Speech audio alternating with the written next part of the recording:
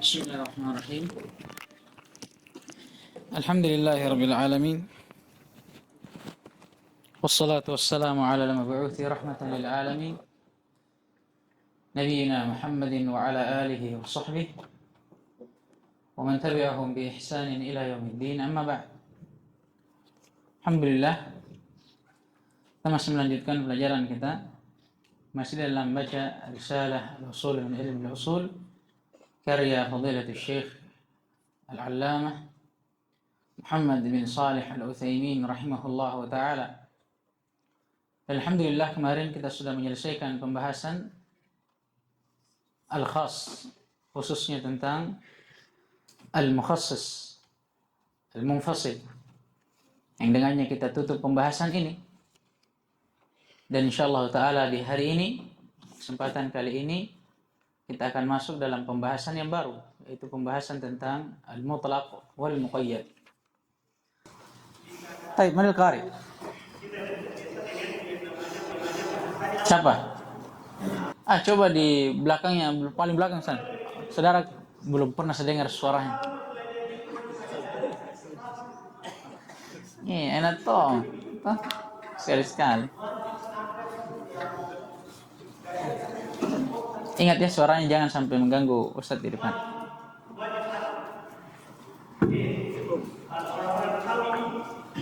Bismillahirrahmanirrahim. Masya Allah. Alhamdulillah, salatu wassalamu ala rasulillah. Qala Syekh Muhammad bin Shalih Al-Utsaimin rahimahullah ta'ala, al-mutlaq wal-muqayyad. At-ta'rif al-mutlaq. Al-mutlaq lughatan jidul muqayyad. Muqayyid? La. Muqayyad. Muqayyad. واصطلاحا ما دل على حقيقة بلا قيد، كقوله تعالى تحرير رقبة من قبل أن يتماسا، فخرج بقولنا ما دل على حقيقة العام لأنه يدل على عموم لا على مطلق الحقيقة فقط، فخرج بقولنا إلى قيد المقيد. التعريف المقيد مقيد لغة ما جعل فيه قيد من بغير ونحوه، واصطلاحا ما دل على حقيقة بقيد، كقوله تعالى فتحرير رقبة مؤمنة، فقال بقولنا قيد المطلق قيد المطلق. العمل بالمطلق يجب عمل بالمطلق على إطلاقه إلا بدليل يدل على تقييده، لأن العمل بنصوص الكتاب والسنة واجب على ما يقتضيه دلالتها حتى يقوم دليل على خلاف ذلك. وإذا ورد نص مطلق ونص مقيد وجب تقييد مطلق به إن كان الحكم واحدا، وإلا عمل بكل واحد على ما ورد عليه من إطلاق أو تقييد. مثال ما كان الحكم فيهما واحدا قوله تعالى في كفارة الظهار فتحرير رقبة من قبل أن يتماسا، وقوله في كفارة القتل فتحرير رقبة مؤمنة. الحكم واحد وهو تحرير رقبة،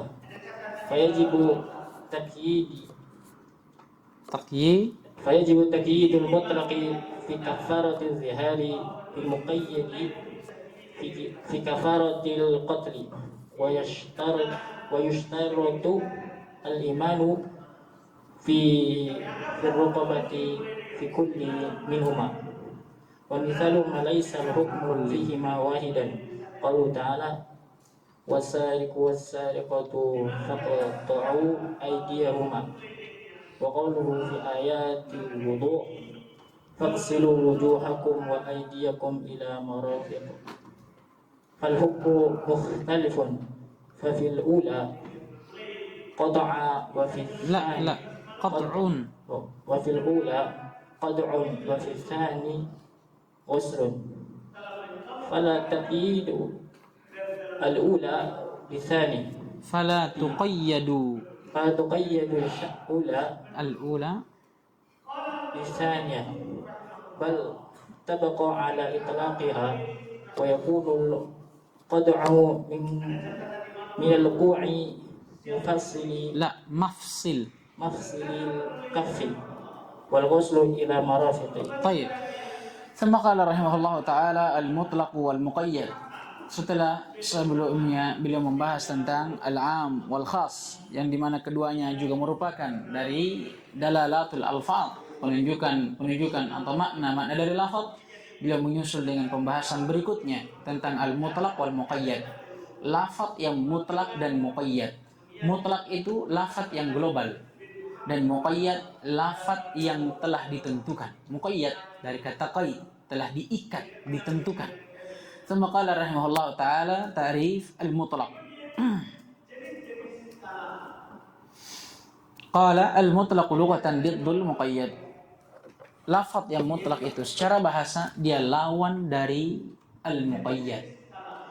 Ya, dan lafaz muqayyad itu sendiri sesuai dengan namanya, dari kata qaidun. Paham ini? Qayyada yuqayyidu taqyidan, muqayyidun muqayyad, yang diikat. Maksudnya dia lafaz yang telah ditentukan. Berarti kalau mutlak lawannya, dia lafaz yang tidak ditentukan. Wastilahan, adapun secara istilah, ma dalla 'alal haqiqati bila qaid. Dia adalah lafaz yang menunjukkan akan hakikat. Maksudnya hakikat, makna, apa yang diinginkan dari lafaz itu bila qaid, tapi tanpa qaid, tanpa ditetapkan dan ditentukan. Paham ini? Bil misal yattadihu al maqal. Dengan contoh insyaallah taala akan lebih jelas apa yang kita sebutkan.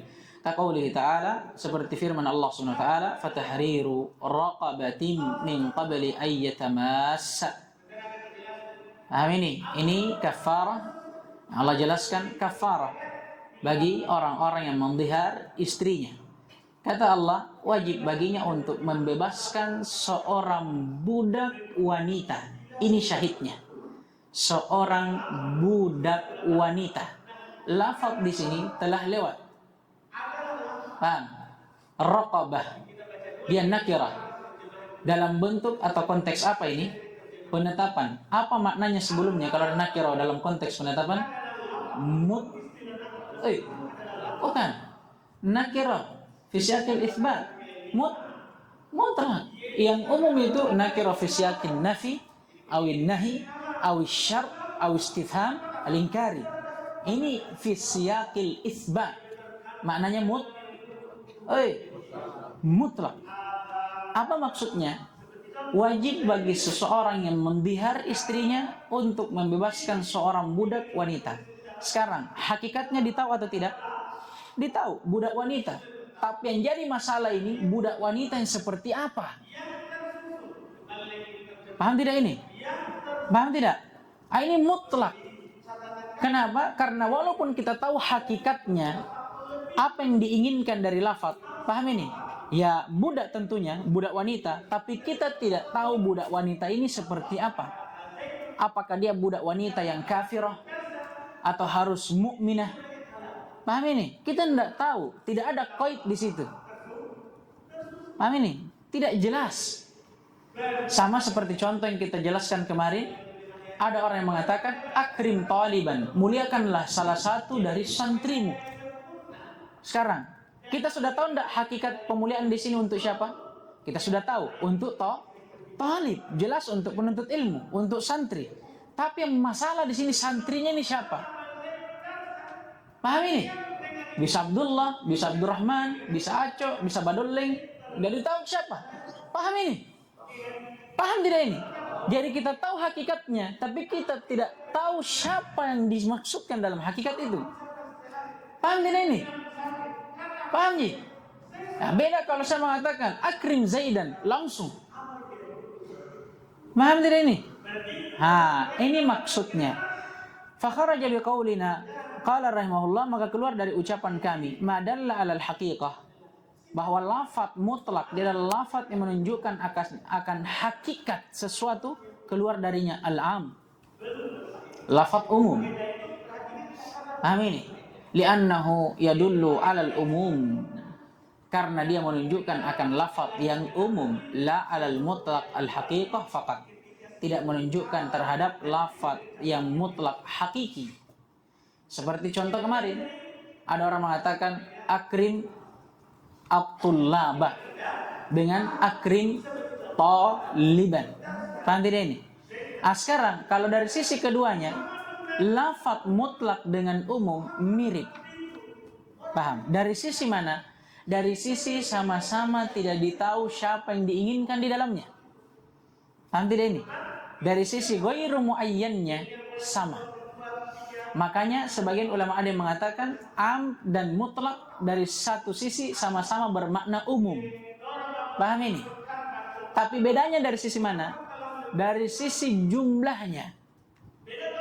Hakikat yang diinginkan dari lafaz itu. Kalau mutlak sudah ditahu, terbatas ke jumlahnya. Paham ini? Kalau am tidak. Siapa saja yang masuk dalam lafaz umum, masuk dalam hukumnya. Bedakan nih akrimit tullaba dengan akrim taliban. Ada orang mengatakan muliakan setiap santri dengan muliakanlah salah seorang dari santri. Sama enggak? Beda. Walaupun memang dari sisi tidak ditahu siapa yang mau dimuliakan, sama maknanya. Umum juga tidak ditahu. Umum, siapa saja. Mutlak juga, walaupun cuma satu tapi tidak ditahu siapa orangnya. Tapi dari satu sisi yang lainnya berbeda. Kalau umum dia syumuli. Umumnya itu mencakup seluruh apa yang diinginkan atau yang masuk maknanya ke dalam lafaz umum. Tapi kalau mutlak, umumnya tidak syumuli, tidak mencakup. Dia hanya mencakup satu orang, tapi satu orang ini yang umum, tidak ditahu siapa. Siapa saja bisa masuk. Tapi cuma satu orang. Paham tidak ini? Makanya namanya nanti di kitab yang akan datang, makna keumuman dari lafaz mutlak itu badali. Umum tapi badali, bisa digantikan. Contoh misalkan akrim taliban, muliakan salah satu santri. Kan bisa saja saya muliakan Abdul Khaliq, saya tidak muliakan Iman. Tapi bisa sebaliknya, saya bisa muliakan Sultan tapi bukan Abdul Khaliq. Paham ini? Jadi keumumannya itu badali, bisa digantikan. Tapi kalau keumumannya lafaz am tidak bisa digantikan. Semuanya harus saya muliakan. Pahamnya tidak ini? Antara am dengan mutlak. Tsumma qala rahimahullah ta'ala wa kharaja biqaulina bila qaid al-muqayyad. Dan keluar dari ucapan kami, lafaz mutlak dia adalah lafaz yang tidak diqaid, tidak ditentukan, keluar darinya lafaz muqayyad. Lafaz yang sudah ditentukan. Baik. Ta'riful muqayyad. Tsumma qala rahimahullah al-muqayyad lughatan. Sekarang berpindah kepada pembahasan tentang definisi muqayyad, lawannya mutlak. Dan muqayyad itu sendiri definisinya secara bahasa maju'ila fihi qaidun min ba'irin wa nahwi. Ini secara bahasa. Dia adalah apa yang dijadikan padanya ikatan dari ba'ir. Ba'ir ini apa? Unta. Wa nahwi, atau yang semisal dengannya dari hewan-hewan ternak misalkan seperti sapi, lehernya. Ini kalau leher sapi atau leher unta dikasih tali, ini namanya apa? Muqayyad, sesuatu yang terikat. Wastilahan itu secara bahasa tadi. Sekarang secara istilah, ma dalla 'alal haqiqati biqaidin.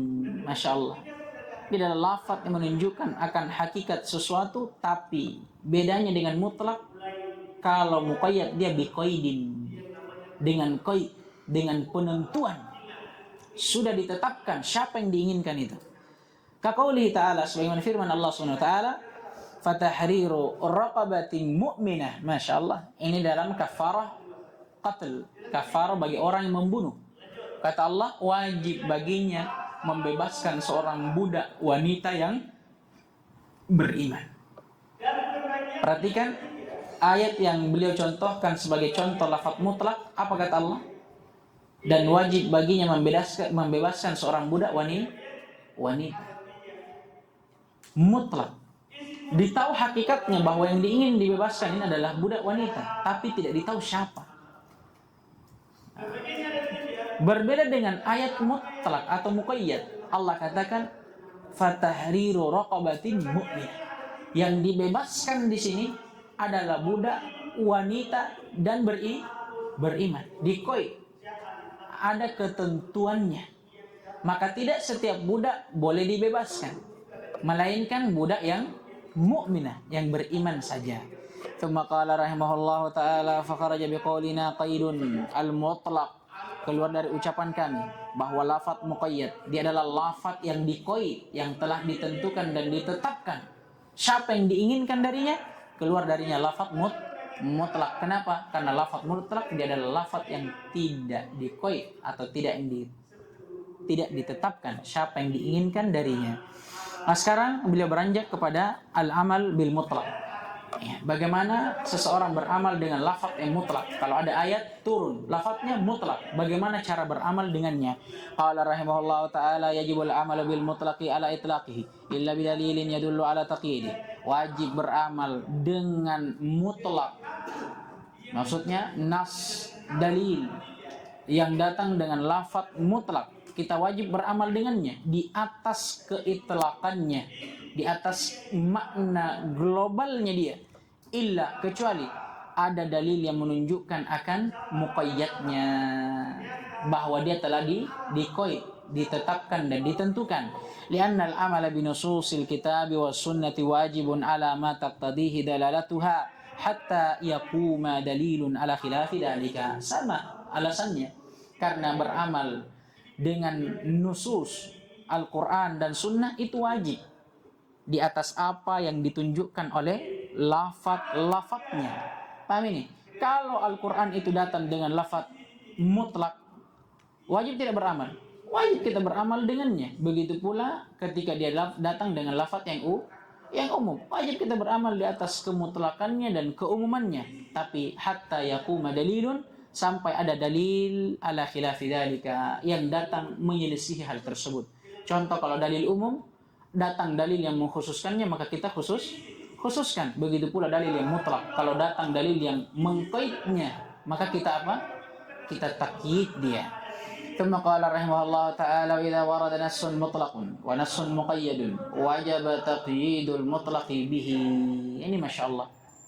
Tadi kalau datang lafaz mutlak, mami, apa hukumnya? Wajib beramal di atasnya sampai ada dalil yang memalingkannya.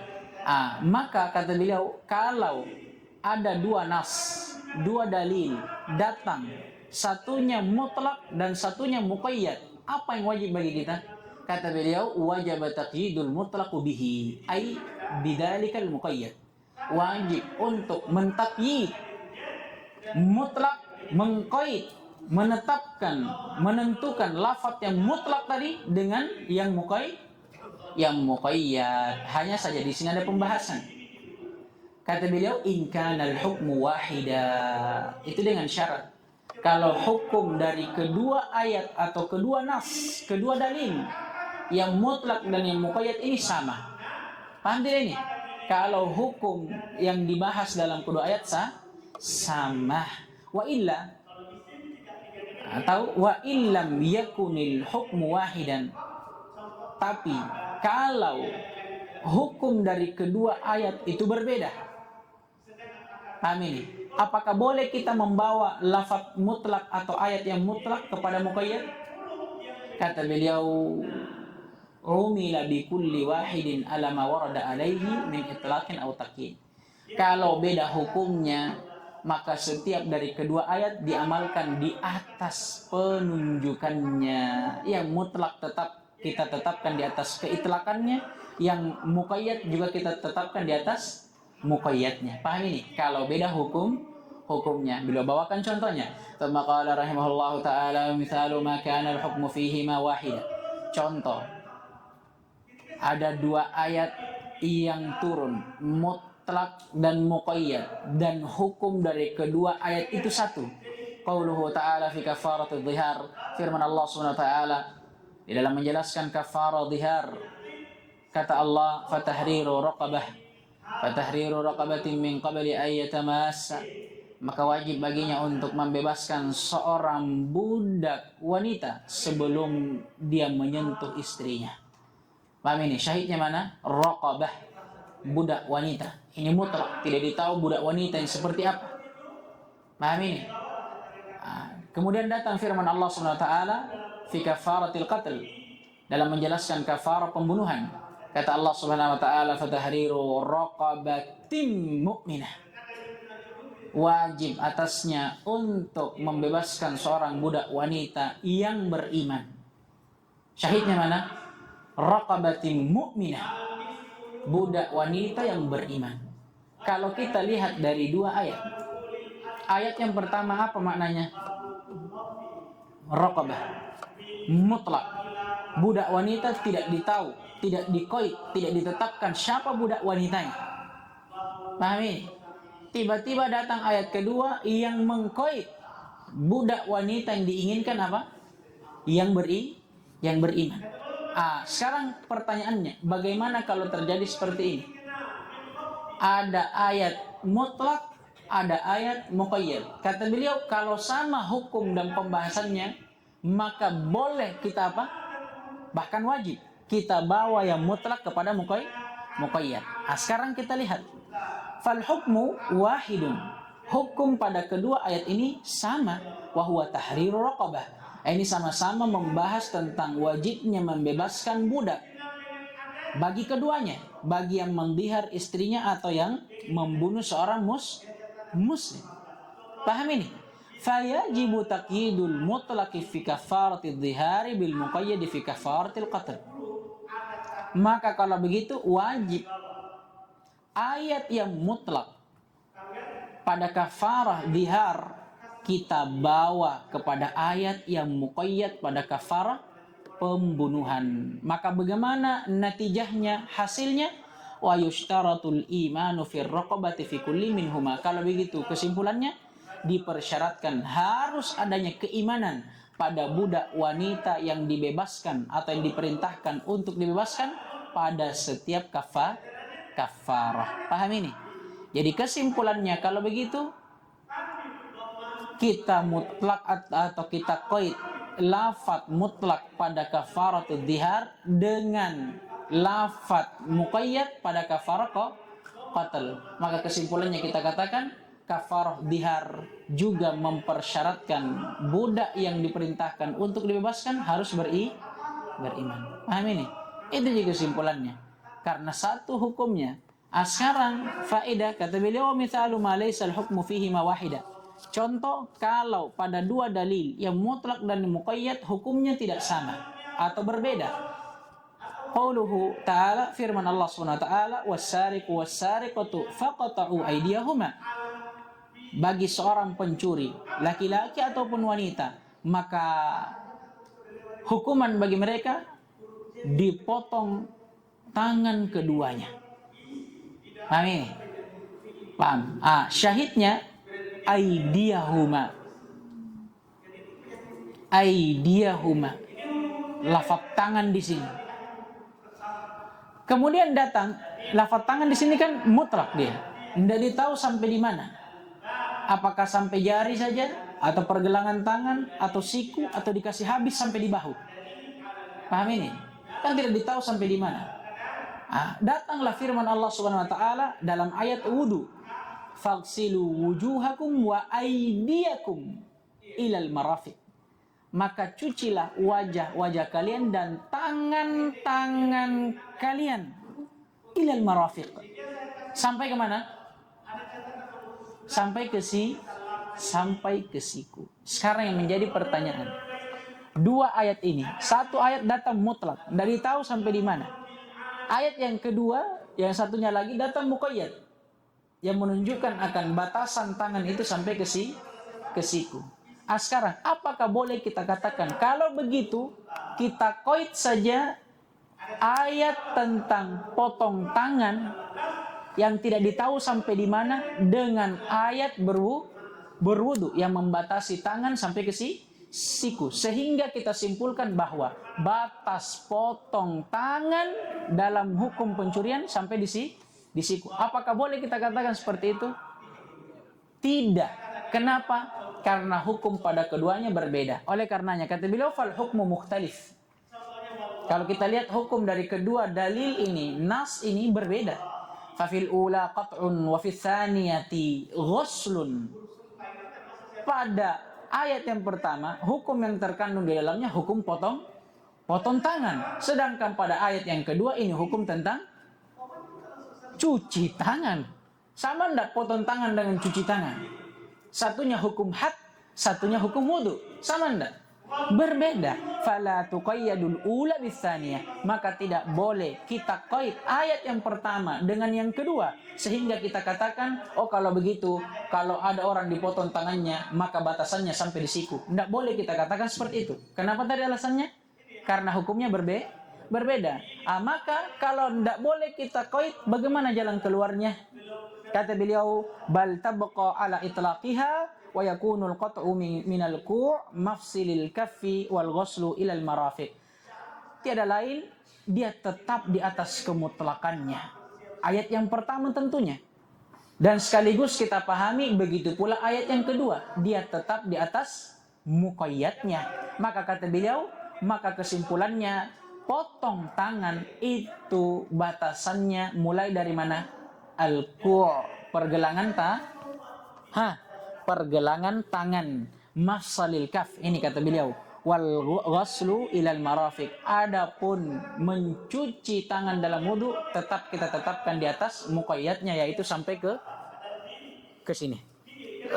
Marafiq, siku. Amin. Adapun pembahasan kenapa al-qata atau hukum potong tangan ditetapkan di atas mutlaknya dan kita katakan batasannya di mana? Di pergelangan tangan, itu sudah lewat di pembahasan fikih ya. Karena orang kalau mengatakan yad itu yang ma'ruf yang mana? Ini yad. Ini. Yad ini. Paham? Maka kapan ada lafaz yad dimutlakkan, maka yang diinginkan dengannya apa ini? Telapak tangan dan punggungnya. Ini dan jari-jarinya. Ini yad namanya. Maka kapan yang diinginkan dengan tangan di sini keluar daripada ini, maka harus di-qaid sampai di mana? Paham ini? Apakah sampai di siku atau sampai di sini? Paham ini? Baik.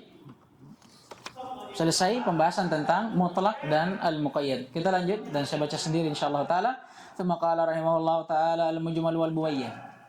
Masyaallah. Pembahasan yang berikutnya lafaz yang mujmal dan mubayyan. Baik. Tsumma qala rahimahullah ta'riful mujmal. Pengertian mujmal, al-mujmalu lughatan al-mubhamu wal majmu'.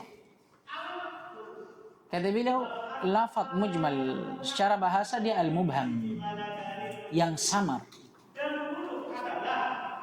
Wal majmu', yang global. Nah ini maknanya.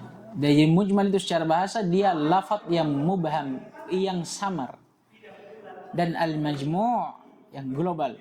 Wastilahan, adapun secara istilah ma yatawaqqafu fahmul muradi minhu ala ghairihi. Masyaallah. Dia adalah lafaz yang maknanya yatawaqqafu ala ghairihi, itu tergantung pada selainnya. Amin. Dia adalah lafaz yang maknanya, ini fahmul muradi minhu, ini bahasa ringkasnya maknanya yatawaqqafu, itu tergantung ala ghairihi, pada selainnya. Dia adalah lafaz, sekali lagi saya ulangi, dia adalah ma itu lafaz yang fahmul muradi minhu atau maknanya yatawaqqafu, bergantung ala ghairihi, pada selainnya. Nah ini imma fi ta'yinihi, baik makna itu berupa ta'yin, penjelasan tentang maknanya, au bayan sifatihi, atau menjelaskan tentang sifatnya, au miqdarihi, atau takarannya. Nah ini lafaz yang menjelaskan inilah nanti yang namanya lafaz mubayyin. Paham ini? Ini nanti mau bahas. Mubayyin itu dari 3 jenisnya. Ada mubayyin yang menjelaskan tentang ainnya, hakikatnya lafadz yang mujmal ini. Ada lafadz mubayyin yang menjelaskan tentang sifatnya lafadz yang mujmal ini. Dan ada juga lafadz mubayyin yang menjelaskan apanya? Miqdar atau takaran dari lafadz yang mujmal ini. ثم قال رحمه الله تعالى مثال ما يحتاج إلى غيره في تعيينه. Contoh lafadz yang butuh kepada selainnya. Maksudnya apa ini? Lafadz mujmal yang butuh penjelasan, tapi fi ta'yinihi, untuk menjelaskan ainnya zat lafadz yang mujmal ini. Qauluhu ta'ala, firman Allah Subhanahu wa taala, wal mutallaqatu yatarabbasna bi anfusihinna thalathata quru'. Dan wanita-wanita yang ditalak oleh suaminya, hendaknya mereka menahan diri mereka selama 3 quru'. Kata beliau, fa innal qar'ah. Kalau kita lihat lafadz quru' ini lafadz jamak dari kata qara'. Dan qara' itu sendiri lafdun mushtarakun bainal haidhi wat tuhri. Lafadz quru' ini jamak dari qara', ini lafadz yang ihtimal bersyirikat di maknanya. Bisa dia dimaknai dengan haid, bisa dimaknai dengan suci dari haid. Makanya ayat di sini mujmal. Paham ini? Kata Allah, bagi istri-istri yang ditalak oleh suaminya wajib menahan diri selama 3 quru'. Berselisih para ulama. Ada yang mengatakan 3 quru' ini 3 kali haid. Paham tidak ini? 3 kali haid. Ada yang mengatakan 3 quru' 3 kali suci dari haid. Beda enggak ini? Beda. Kalau 3 kali haid, begitu dia haid yang ketiga setelah dia diceraikan, boleh tidak menikah? Sudah boleh. Karena untuk menurut satu pendapat, qara' di sini 3 kali haid. Berarti kapan dia sudah 3 kali haid, berarti boleh menikah. Paham ini? Suci dari haid yang ketiga. Paham tidak ini? Kalau yang berpendapat 3 kali suci, berarti harus 3 kali suci dari haid. 3 kali haid dulu, baru 3 kali suci lagi. Berarti haid yang keempat baru dia bisa menikah. Paham tidak ini? Paham tidak? Perbedaan ini dari mana sebenarnya akarnya? Dari lafadz mujmal ini. Ini lafadz yang mujmal. Dia lafadz yang butuh kepada selainnya untuk menjelaskan dirinya. Paham ini? Fayahtaju fi ta'yini ahadihima ila dalil. Maka dia butuh untuk memperjelas maknanya dari salah satu dari 2 makna yang disebutkan dengan dalil. Dalil ini malah nanti yang datang dalam bab mubayyin. Paham tidak ini lafadz mujmal? Dia adalah lafadz yang maknanya itu bergantung pada selainnya. Paham tidak? Dia intinya lafadz yang butuh penjelasan. Itu bahasa ringkasnya. Paham tidak ini? Mujmal. Ini kalau lafadz mujmal yang butuh penjelasan tentang ainnya, zatnya. Wa mithalu ma yahtaju ila ghairihi fi bayani sifatihi. Ternyata ada lafadz mujmal juga, tapi yang mujmal yang butuh penjelasan adalah sifatnya.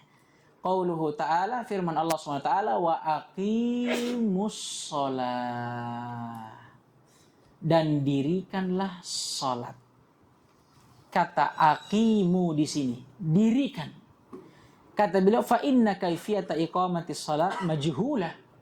Kalau kita mau lihat kaifiyat iqamah di sini, kata mendirikan salat ini, bagaimana caranya? Ini majhulah, tidak ditahu. Paham ini? Yahtaju ila bayan, butuh kepada penjelasan. Ini lafadz apa namanya? Mujmal. Tapi yang mujmal dari sisi sifatnya. Tsumma qala rahimahullah, mithalu ma yahtaju ila ghairihi fi bayani miqdari.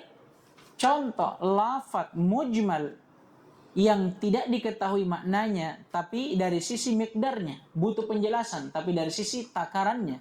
Qauluhu ta'ala, firman Allah SWT, wa atuz zakah, dan tunaikanlah zakat.